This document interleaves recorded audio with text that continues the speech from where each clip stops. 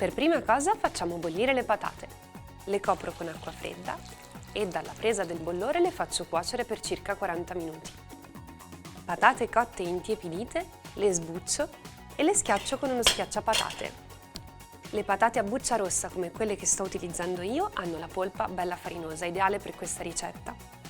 Adesso unisco i tuorli, sale, pepe e l'immancabile noce moscata.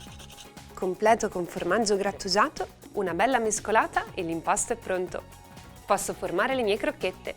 Prelevo circa 35 grammi di impasto e lo modello tra i palmi per conferirgli la classica forma di crocchetta cilindrica.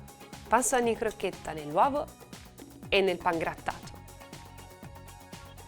Via via che sono panate, adagio le crocchette su una teglia foderata di carta forno.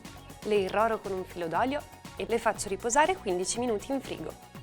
Le mie crocchette cuociono in forno statico a 200 gradi per 10 minuti, poi altri 5 minuti in modalità grill.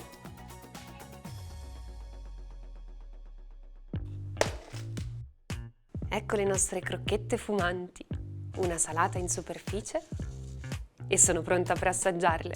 Buon appetito!